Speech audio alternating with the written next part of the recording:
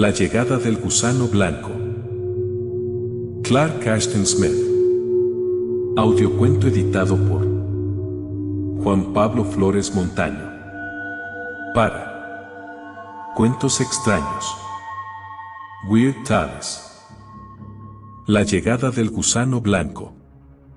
Evag el hechicero, que moraba a orillas del mar boreal, observó múltiples presagios, extraños e intempestivos, a mediados de verano.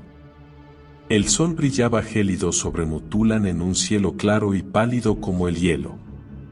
Al amanecer la aurora pendía desde el cenit hasta la superficie de la tierra como un tapiz en un salón de dioses. Las amapolas eran escasas y lívidas, y pequeñas las anémonas que crecían en los valles entre colinas a espaldas del hogar de Evag, y las frutas en su jardín amurallado mostraban la corteza pálida y el corazón verde. De día observaba la migración fuera de estación de grandes bandadas de aves que se dirigían hacia el sur desde las islas más allá de Mutulan, y de noche escuchaba el clamor de otras multitudes de paso.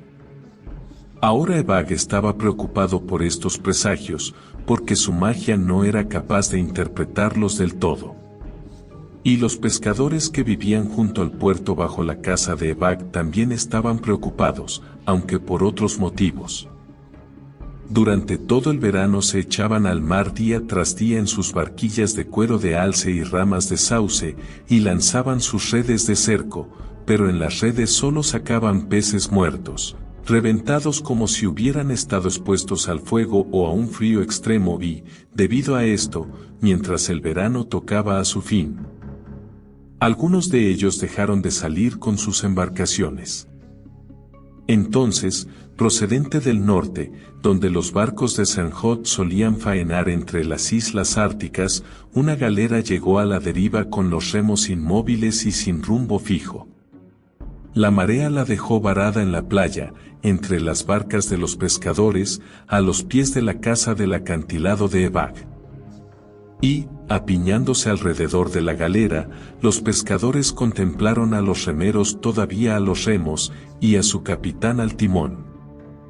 Pero las caras y las manos estaban blancas de lepra, y las pupilas de sus ojos desorbitados se habían difuminado extrañamente y resultaba imposible distinguirlas del blanco de los ojos. Y una vacuidad de terror los había invadido, como hielo en profundos estanques congelados hasta el fondo. Los pescadores se resistían a tocar a los hombres muertos y murmuraban que algo funesto se cernía sobre el mar y una maldición sobre todas las cosas y gentes relacionadas con él. Claro, Evag pensó que los cuerpos se pudrirían al sol produciendo pestilencia y les ordenó que construyeran una hoguera con madera de deriva alrededor de la galera. Y cuando la pila se elevó por encima de las cuadernas, ocultando a los remeros muertos, la prendió con sus propias manos. Altas crecieron las llamas de la pira, y el humo ascendió negro como una nube de tormenta, alzándose en ventosas bocanadas. Pero cuando el fuego se extinguió, los cuerpos de los remeros seguían sentados entre las brasas amontonadas, y sus brazos seguían extendidos en ademán de remar, y sus dedos aparecían crispados, a pesar de que los remos ahora habían caído de sus manos convertidos en brasas y cenizas. Y el capitán de la galera seguía de pie en su puesto, aunque el timón quemado yacía a su lado. Nada a excepción de la indumentaria de los cadáveres se había consumido, y sus cuerpos brillaban blancos como el mármol sobre los rescoldos de la madera, pero ninguna parte de sus cuerpos se había ennegrecido por la acción del fuego. Considerando este hecho como un mal presagio, los pescadores se quedaron aterrados y huyeron de inmediato hacia las rocas más altas. Pero el hechicero Evag esperó a que se enfriaran las brasas. Rápidamente los rescoldos se oscurecieron, pero siguió saliendo humo de ellos durante toda la mañana y toda la tarde, y todavía estaban demasiado calientes para que los pisara un hombre cuando el sol estaba a punto de ponerse. Así que Evag transportó agua en ollas desde el mar y la vertió sobre las cenizas y las ascuas para poder aproximarse a los cadáveres. Cuando el humo y el chisporroteo cesaron, el mago se acercó. Al hacerlo, sintió un frío intenso que hizo que comenzaran a dolerle las manos y las orejas, un frío que incluso atravesaba su manto de pieles. Acercándose aún más, tocó uno de los cuerpos con la punta del índice, y a pesar de que solo apretó el dedo ligeramente y lo separó con rapidez, le quemó como si fuera una llama. Evag estaba atónito, porque la condición en la que se encontraban aquellos cadáveres era algo totalmente nuevo para él, y no había nada en sus conocimientos de brujería que pudiera iluminarle. Aquella noche, de regreso a su hogar, quemó en cada puerta y ventana resinas que desagradaban profundamente a los demonios del norte. Después leyó con diligente cuidado los escritos de Pnom, que recopilaban exorcismos poderosos contra los blancos espectros del polo. Tenía la impresión de que estos espíritus habían ejercido su poder sobre la tripulación de la galera, pero poco más pudo dilucidar sobre los efectos de tal poder. Aunque había un fuego encendido en la estancia bien nutrido de gruesos troncos de pino y cornicabra, un frío mortal comenzó a invadir el aire hacia la medianoche. Y los dedos de Evag se entumecieron sobre las hojas de pergamino, de manera que apenas podía volverlas. Y el frío continuó agudizándose, ralentizando su sangre como si su cuerpo estuviera en contacto con el hielo, y sintió en su rostro el aliento de un viento gélido. Sin embargo, las pesadas puertas y las ventanas con resistentes vidrios estaban totalmente cerradas y el fuego ardía con fuerza bien alimentado de troncos. Entonces, con los ojos entre párpados rígidos, Evag vio que aumentaba la iluminación en la habitación con una luz que se colaba por las ventanas orientadas al norte. Era una luz pálida, y penetraba en la habitación con un gran haz que se derramaba directamente donde él estaba sentado. Y la luz hirió sus ojos con un gélido resplandor, y el frío se agudizó, como si formara un todo con el resplandor, y el viento sopló con más fuerza en la oscuridad, pero ahora ya no parecía aire, sino un elemento extraño e irrespirable como el éter. En vano, e invadido por abrumadores pensamientos, luchó por recordar los exorcismos de Pnom. Su aliento lo abandonó escapándose con el aire, y se derrumbó y sufrió una especie de desvanecimiento temporal cercano a la muerte. Le pareció escuchar voces que susurraban encantamientos desconocidos, mientras la funesta luz y el éter se derramaban y fluían como una corriente a su alrededor. Y a medida que pasaba el tiempo, sentía que sus ojos y su carne estaban lo suficientemente templados para soportarlos, y respiró una vez más, y la sangre volvió a acelerarse en sus venas, y el desvanecimiento pasó y se levantó como alguien que regresa de entre los muertos. La extraña luz se derramaba de lleno sobre él a través de las ventanas. Pero la rigidez causada por el frío había desaparecido de sus miembros y ya solo sentía el frescor habitual en una noche de finales de verano. Miró a través de una de las ventanas y contempló una extraña maravilla. En el puerto se perfilaba un iceberg completamente distinto a los avistados por las embarcaciones en sus navegaciones hacia el norte.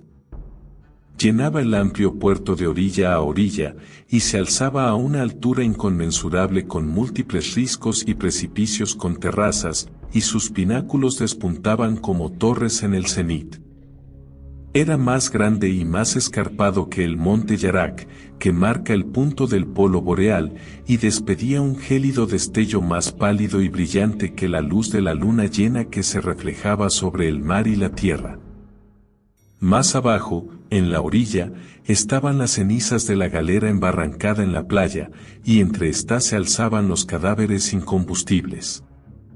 Junto a la arena y las rocas, los pescadores estaban tumbados o de pie en posturas inmóviles y rígidas, como si al acercarse a contemplar el gran iceberg hubieran sido poseídos por un sueño mágico. Y toda la extensión del puerto, y el jardín de Evag, invadidos por aquel pálido esplendor, parecían un paisaje en el que la escarcha había cubierto todo con una gruesa capa. Embargado por un profundo asombro, Evag se dispuso a salir de su casa, pero cuando tan solo había dado 3 pasos, todas sus extremidades se entumecieron y un sueño profundo dominó sus sentidos allí justo donde se encontraba. Ya había amanecido cuando se despertó. Al mirar a su alrededor, contempló una nueva maravilla: su jardín y las rocas y la arena marina allá abajo ya no eran visibles. En su lugar, ahora había plataformas lisas de hielo alrededor de su casa y elevados pináculos de hielo. Más allá de los límites de hielo contempló un mar que se extendía remoto y distante, y más allá del mar, la bajamar de una borrosa orilla. Ahora el terror se apoderó de Evag, porque reconocía en todo aquello la mano de una brujería que estaba más allá del poder de los magos mortales. Estaba claro que su robusta vivienda de granito ya no se encontraba en la costa de Mutulan, sino que estaba ubicada en algún peñasco de aquel inmenso iceberg que había contemplado por la noche. Tembloroso, se arrodilló y suplicó a los grandes antiguos, que habitaban secretamente en cavernas subterráneas o bajo el mar o en los espacios supraterrenales. Y mientras rezaba, escuchó unos fuertes golpes en la puerta. Un tanto temeroso, se levantó y abrió los portales. Ante él aparecieron 2 hombres de semblantes extraños y brillante piel, ataviados con mantos bordados con runas similares a las que llevan los magos. Las runas eran toscas y extrañas, pero cuando los hombres hablaron Evag entendió parte de su lengua, que era un dialecto de las islas de Hiperbórea. «Servimos al gran externo cuyo nombre es Ruam-Shekord», dijeron. Ha llegado de espacios más allá del norte en su ciudadela flotante, el monte de hielo Yikilt, del que emana una frialdad extrema y un pálido esplendor que destruye la carne de los hombres. Ha tenido a bien salvarnos a nosotros de entre todos los habitantes de la isla Tulask, atemperando nuestra carne para resistir el rigor de su morada, haciéndonos respirable el aire que ningún mortal podría respirar, y llevándonos con él en su travesía sobre Yikilt. También a ti te ha salvado y aclimatado mediante hechizos al frío y el claro éter. Salve, oh Evag, a quien tenemos por un excelente hechicero por este motivo, porque solo los hechiceros más poderosos son elegidos y exonerados. Evag no salía de su asombro, pero al ver que ahora podía tratar con hombres que eran como él mismo, comenzó a interrogar minuciosamente a los 2 magos de Tulask. Estos se llamaban Doni y Yuex Lotan, y estaban muy versados en las tradiciones de los dioses antiguos. No le dijeron nada sobre Erlim-Saikord, pero reconocieron que servían a Erlim-Saikord con la veneración que se le otorga a un dios, después de haber repudiado cualquier atadura que los uniera a la humanidad. E informaron a Evag de que debía partir con ellos inmediatamente ante Erlim-Shekord y realizar el debido rito de obediencia y aceptar el vínculo de alienación. Así pues, Evag marchó con los magos de Tulask y fue conducido a una gran cumbre de hielo que se elevaba desafiante bajo el sol y que sobresalía de entre todas sus hermanas. El pináculo estaba hueco y, tras escalar a su interior por unos peldaños de hielo, llegaron finalmente a los aposentos de Erlim-Shekord, que era una cúpula circular con un bloque de hielo redondo en el centro que formaba un estrado. Al contemplar a la entidad que ocupaba el estrado, el pulso de Evag se paró durante un instante por el terror y, tras ese terror, sintió una profunda arcada a consecuencia de la gran repulsión que le embargó. No existía en el mundo nada tan repugnante como Erlim-Shekord. Tenía cierto parecido a un grueso gusano blanco, pero su volumen era mayor que el de un elefante marino. Su cola enroscada era tan gruesa como los pliegues intermedios de su cuerpo, y su parte frontal se elevaba del estrado con forma de disco redondo, y sobre éste se marcaban unas vagas facciones. En medio del rostro una boca se curvaba de lado a lado del disco, abriéndose y cerrándose incesantemente sobre unas fauces pálidas sin lengua ni dientes. 2 cuencas oculares se abrían una junto a la otra sobre las planas fosas nasales, pero en las cuencas no había ojos, y en su interior aparecían intermitentemente glóbulos de una materia de color sangre con la forma de globos oculares, y los glóbulos manaban y goteaban sobre la tarima. Y del suelo de hielo se alzaban dos masas con forma de estalagmitas, moradas y oscuras como vísceras congeladas, creadas por el incesante goteo de los glóbulos. Donnie y Uaxlargen se postraron y Evag consideró oportuno seguir su ejemplo. Tendido sobre el hielo, escuchó el chapoteo de las gotas rojas como pesadas lágrimas, y entonces, en la cúpula por encima de él, le pareció oír una voz, y la voz era como el sonido de una catarata oculta en un glaciar hueco y cavernoso. «Oh, Evag», dijo la voz. «Os he preservado de la catástrofe de los otros, y os he hecho como los que moran en los límites del frío e inhalan el vacío sin aire. Los inefables conocimientos serán vuestros, y también las artes que están más allá de la conquista mortal, si solo me adoráis a mí y os convertís en mi siervo. Conmigo viajaréis al centro de los reinos y las islas de la tierra, y veréis caer sobre ellos el blanco manto de la muerte que despide la luz de Yikilt. Nuestra llegada traerá la escarcha eterna a sus jardines, e infligirá en la carne de los hombres el rigor de los abismos transárticos.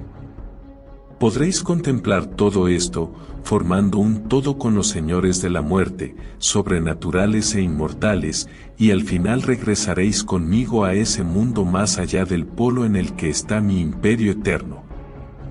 Al ver que no tenía otra elección, Evag declaró su deseo de rendir culto y veneración al pálido gusano.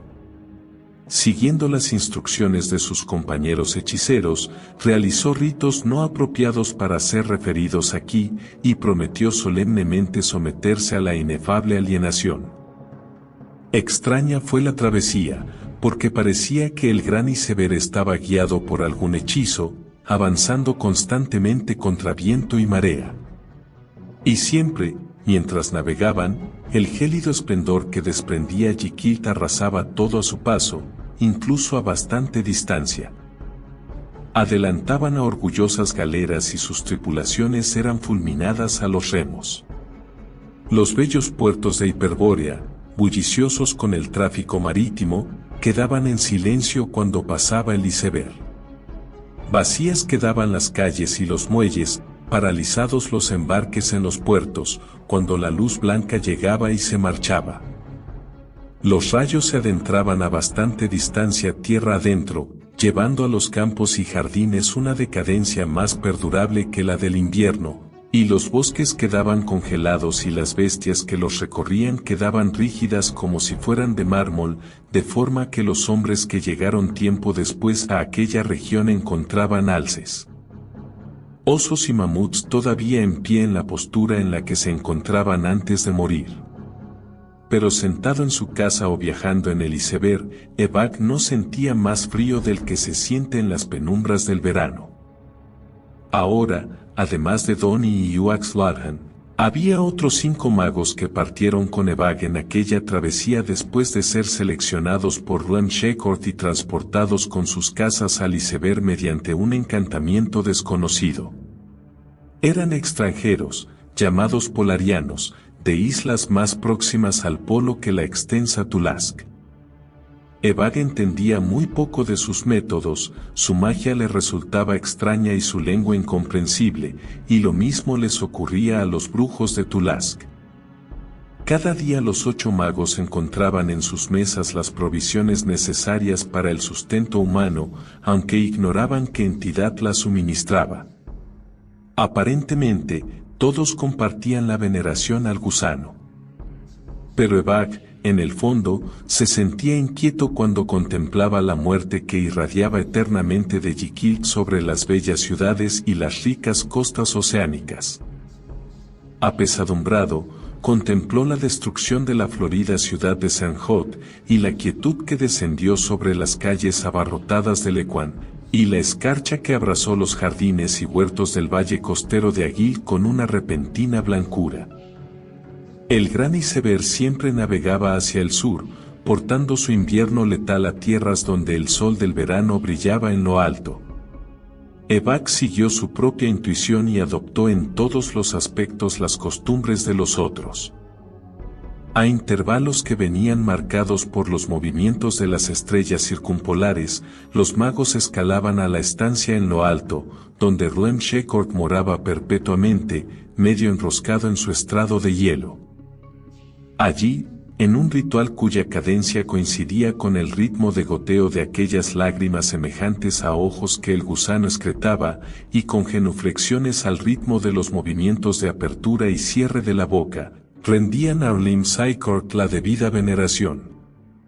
Y Evak averiguó por los otros brujos que el gusano dormía durante cierto periodo de tiempo cuando la luna oscurecía, y solo en ese momento las lágrimas sanguinolentas dejaban de brotar y la boca de abrirse y cerrarse. Tras la tercera repetición de los rituales, ocurrió que solo 7 magos escalaron a la torre. Evak los contó y constató que el hombre desaparecido era uno de los 5 extranjeros. Más tarde, preguntó a Donnie y Uaxlargan e hizo señas interrogantes a los 4 norteños, pero parecía que el destino del brujo desaparecido era un misterio para todos. Nadie le había oído o visto, y Evak, tras reflexionar profunda y largamente, se sintió un tanto inquieto. Porque durante la ceremonia en la estancia de la torre le pareció que el gusano había aumentado de longitud y grosor desde la última ocasión que lo había contemplado. Secretamente preguntó a los de Tulask cómo se sustentaba Rlim Shekord. En relación a este tema hubo ciertas discrepancias, porque Uaxlargan sostenía que el gusano se alimentaba de los corazones de osos árticos blancos, mientras que Donnie juraba que realmente se nutría de hígado de ballenas. Pero, por lo que sabían, el gusano no se había alimentado durante la estancia de los magos en Yikilt. El iceberg seguía su curso bajo un sol cada vez más abrasador y, de nuevo, siguiendo el momento señalado por las estrellas, que se producía la mañana de cada tercer día, los magos se congregaron ante el gusano. Ahora su número se reducía a 6, el brujo desaparecido era otro de los extranjeros. Y el gusano había incrementado todavía más de tamaño, engordando visiblemente desde la cabeza hasta la punta de la cola. Entonces, en sus distintas lenguas, los 6 magos aún presentes suplicaron al gusano que les dijera cuál había sido el destino de sus compañeros ausentes. Y el gusano respondió, y su lengua fue entendida por todos, y cada uno de ellos pensó que se dirigía a él en su propia lengua. Este asunto es un misterio, pero todos recibiréis la respuesta a su debido tiempo. Sabed esto, los 2 que han desaparecido siguen presentes, y ellos y vosotros también compartiréis como os he prometido la sabiduría y el absoluto poder ultraterreno de Rlim Shekord. Cuando descendieron de la torre, Evak y los 2 brujos de Tulask debatieron sobre la interpretación de aquella respuesta. Evak sostenía que sus compañeros desaparecidos solo estaban presentes en el estómago del gusano, pero los otros apostillaban que aquellos hombres habían sufrido una traslación más mística y habían sido elevados a una esfera más allá de la visión y la audición humana. Inmediatamente empezaron a prepararse con oraciones y ascética austeridad, a la espera de que algún tipo de apoteosis sublime les sobreviniera a su debido tiempo. Pero Evak no podía confiar en las ambiguas promesas del gusano, y en él permaneció la duda. En busca de algún rastro de los polarianos desaparecidos para aplacar sus dudas, Evak recorrió el imponente iceberg, en cuyas almenas su propia casa y las casas de los otros magos colgaban como diminutas cabañas de pescadores sobre acantilados. En esta búsqueda no le acompañaron los demás, pues temían causar alguna molestia al gusano. De una punta a otra deambuló con total libertad, y escaló peligrosas pendientes, y descendió por profundas grietas al interior de cavernas donde el sol no brillaba y no había más luz que la del extraño resplandor de aquel hielo ultraterreno. incrustadas allí en las paredes, como si estuvieran talladas en la piedra de estratos inferiores, vio moradas que ningún hombre había construido, y recipientes que tal vez pertenecían a otras eras o mundos, pero no pudo detectar en ningún rincón la presencia de una criatura viva. Y ningún espíritu ni sombra respondió a sus invocaciones nigrománticas. Así pues, Evak seguía temiendo la traición del gusano, y decidió permanecer despierto la noche previa a la siguiente celebración de los ritos de adoración. En la víspera de aquella noche se aseguró de que los otros brujos estuvieran todos en sus distintas mansiones, hasta un total de 5, y luego se dispuso a vigilar en todo momento la entrada a la torre de Rem Shekhord, que era claramente visible desde sus propias ventanas. Con luz extraña y gélida brillaba el enorme y severo en la oscuridad, arrojando una luz de estrellas heladas. La luna apareció pronto sobre el mar oriental. Pero Evak, que permaneció en vigilia junto a la ventana hasta la medianoche, no observó ninguna silueta visible saliendo de la torre, ni tampoco entrando en ella. A medianoche le asaltó un repentino sopor, no pudo continuar con la vigilia por más tiempo y durmió profundamente las restantes horas de la noche. Al día siguiente solo eran 4 los magos que se congregaron en la cúpula de hielo y rindieron culto a Rem Shekhord. Y Evak vio que 2 más de los extranjeros, hombres corpulentos pero un tanto inferiores en estatura a sus compañeros, habían desaparecido. Y a partir de entonces, uno a uno, durante las noches previas a la ceremonia de adoración, los compañeros de Evak fueron desapareciendo. El siguiente en desaparecer fue el último polariano, de modo que solo Evak, Uaxlarhan y Doni subieron a la torre. Y llegó el momento en que solo quedaron Evak y Uaxlarhan. El terror que invadía a Evak fue incrementándose día a día, y no habría dudado en saltar al mar y escapar de Yikilk si no fuera porque Uaxlarhan, adivinando sus intenciones, le había advertido que ningún hombre podía abandonar aquel lugar y vivir de nuevo bajo la cálida luz solar y el aire terrenal tras haberse habituado al frío y al fino éter. Así pues, cuando llegó la luna nueva y los cielos se oscurecieron del todo, Evak ascendió a la presencia de Rem Shekhord con infinito temor y vacilantes e indecisos pasos. Y, al entrar en la cúpula con ojos bajos, resultó ser el único adorador presente. Una parálisis de terror lo poseyó mientras rendía obediencia, y apenas se atrevía a levantar los ojos y mirar al gusano.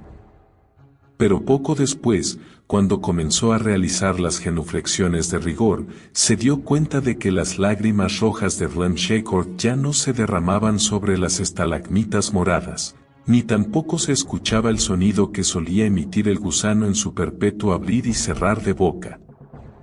Finalmente se aventuró a levantar la mirada y Evak contempló la repugnante e hinchada masa del monstruo, cuyo grosor rebosaba ya por el borde del estrado, y vio que la boca y las cuencas de los ojos estaban cerradas, como si estuviera durmiendo.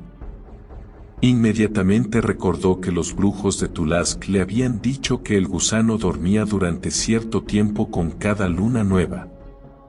Ahora Evak se sentía profundamente confundido. Los rituales que había aprendido solo podían realizarse correctamente mientras las lágrimas de Rem Shekhord caían y su boca se abría y cerraba y volvía a abrirse en rítmica alternancia. Y nadie le había instruido en los rituales apropiados durante el sueño del gusano. Y, tras muchas dudas, dijo en voz baja: ¿Vais a despertar, oh Rem Shekhord?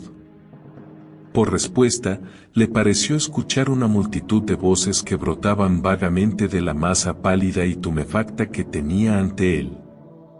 El sonido de las voces le llegaba extrañamente amortiguado, pero entre ellas distinguió los acentos de Doni y Uaxlarhan, y escuchó también el pastoso murmullo de toscas palabras que reconoció como el idioma de los 5 magos de Polarion, y por debajo de estos captó, o creyó escuchar, innumerables tonos bajos que no eran emitidos por ninguna criatura de la tierra. Y las voces se alzaron y clamaron, como las de prisioneros en una profunda mazmorra. Pronto escuchó atónito y horrorizado cómo la voz de Donnie se hacía más nítida que las otras, y aquel clamor y murmullo tan diverso cesó, como si una multitud hubiera callado para escuchar a su portavoz. Y entonces Evag escuchó la voz de Donnie que decía: «El gusano duerme, pero nosotros, a quienes ha devorado el gusano, permanecemos despiertos. Nos ha engañado de forma nefasta, se presentó en nuestras casas durante la noche y nos devoró uno a uno mientras dormíamos bajo su encantamiento.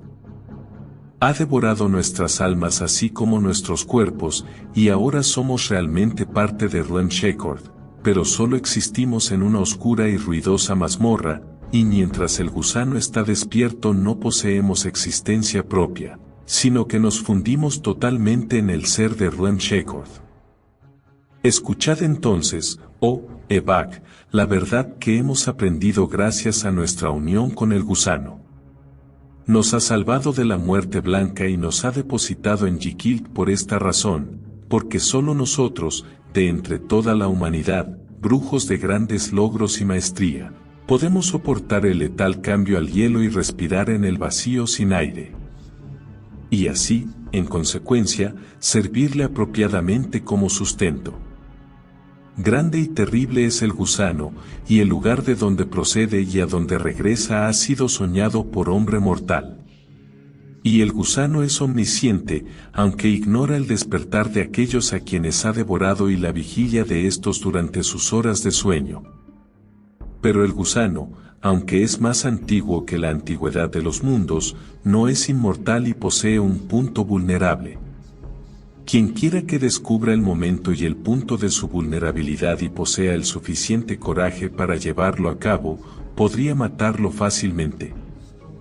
Por lo tanto os imploramos ahora por la fe en los grandes antiguos que blandáis la espada que escondéis bajo vuestro manto y la hundáis en el costado de Rem Shekhord. Esa es la manera de acabar con él.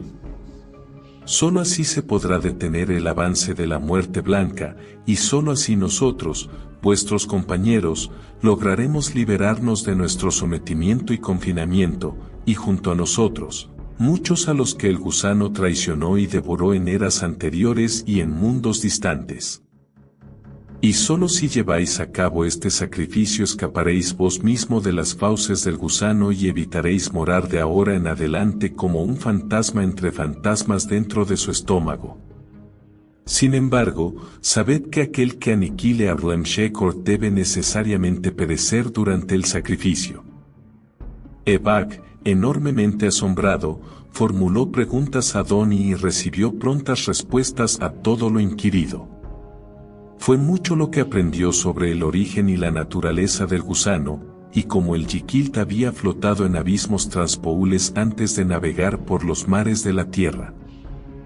A medida que escuchaba, su aversión iba en aumento, a pesar de que los poderes de la magia negra habían endurecido tanto su carne como su alma desde hacía mucho tiempo, haciéndole más insensible a horrores fuera de lo común. Pero sería insensato hablar ahora de aquello que aprendió en aquel momento.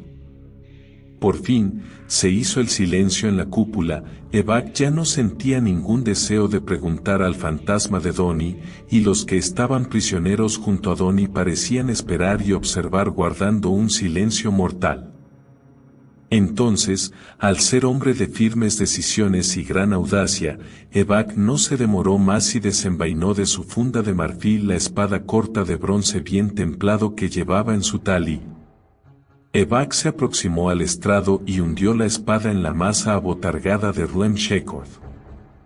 La hoja entró con facilidad, cortando y rasgando, como si se hubiera deslizado en una monstruosa vejiga, pero Evag no se detuvo en la hoja e introdujo la amplia empuñadura, y la mano derecha entera se hundió en la herida. No percibió ningún temblor o movimiento en el gusano, pero de la herida brotó un violento torrente de materia negra licuada cada vez más turbulento y espeso, que provocó que Evag perdiera la espada arrastrada como en un caz de molino. Bastante más caliente que la sangre y humeando extraños vapores caliginosos, el líquido se derramó sobre sus brazos y salpicó sus vestiduras al caer. Rápidamente el hielo se fue derritiendo alrededor de sus pies, pero el fluido todavía manaba como si brotara de un manantial inagotable de suciedad y se extendió por todas partes formando charcos y riachuelos. Evag habría deseado huir en ese momento, pero aquel líquido profundamente negro, que aumentaba de caudal y fluía, le llegaba ya a los tobillos cuando se aproximó a la escalera, y se derramaba por los peldaños como una catarata. El líquido fue calentándose cada vez más hasta hervir y burbujear mientras la corriente aumentaba y lo atrapaba y tiraba de él como unas manos malignas. Temía aventurarse escaleras abajo, y tampoco había ningún lugar en la cúpula por el que pudiera escalar para refugiarse. Dio media vuelta, avanzando con dificultad a contracorriente para no perder el punto de apoyo, y vio difusamente a través de los apestosos vapores la entronizada masa de Rem Shekhord. La herida se había ensanchado prodigiosamente y brotaba de ella un chorro como el de las aguas de una presa rota, y, sin embargo, abundando aún más en la naturaleza sobrenatural del gusano, su volumen no disminuyó ni un ápice por ello. El negro líquido manaba en una maligna oleada y se encrespaba formando remolinos alrededor de las rodillas de Evag. Los vapores parecían adoptar la forma de una miríada de fantasmas que se retorcían y dividían confusamente al pasar junto a él. A continuación, tambaleándose vertiginosamente al borde de la escalera, fue arrastrado y arrojado a su muerte sobre lejanos escalones de hielo. Aquel día, en el mar al este de Hiperbórea Media, las tripulaciones de ciertas galeras mercantes contemplaron algo jamás visto antes. Mientras navegaban a toda vela hacia el norte y de regreso de las lejanas islas oceánicas con el viento a favor de sus remos, observaron a última hora de la mañana un monstruoso iceberg cuyos pináculos y riscos se cernían altos como montañas. El iceberg brillaba parcialmente con una extraña luz, y desde su pináculo más elevado se derramaba un torrente negro como la tinta, y todos los precipicios y salientes por debajo se derretían formando rápidos y cascadas y cortinas de agua de la misma negrura que humeaba como agua hirviendo al abalanzarse hacia el océano. Y el mar que rodeaba al iceberg comenzó a enturbiarse y estriarse en una extensa área, como el oscuro fluido de una sepia. Los marineros temían acercarse, pero, invadidos por el temor y el asombro, dejaron de remar y permanecieron contemplando el iceberg, y el viento amainó, de manera que las galeras flotaron frente a la helada montaña todo aquel día. El iceberg disminuyó de tamaño rápidamente, como si un fuego desconocido lo consumiera, y el aire se tiñó de un extraño calor entre ráfagas de frío ártico, y el agua alrededor de sus embarcaciones se fue calentando. Risco a risco el hielo fue horadado y derretido, y enormes porciones se derrumbaron formando un fuerte oleaje, y el pináculo más alto se desplomó. Pero el negro torrente continuó precipitándose como si brotara de una fuente insondable. Los testigos, en alguna ocasión, creyeron ver casas hundiéndose en el mar entre los fragmentos de hielo sueltos, pero de esto no estaban del todo seguros debido a aquellos vapores que brotaban sin cesar. Al ocaso el iceberg había quedado reducido a una masa no más grande que un témpano de hielo común, pero la erupción negra continuó hasta derretirlo por completo, y entonces se hundió lentamente bajo las olas y la extraña luz se extinguió por completo. A continuación, y bajo una noche sin luna, se perdió de vista. Se levantó un vendaval que soplaba con fuerza desde el sur, y al amanecer en el mar no quedaba resto alguno.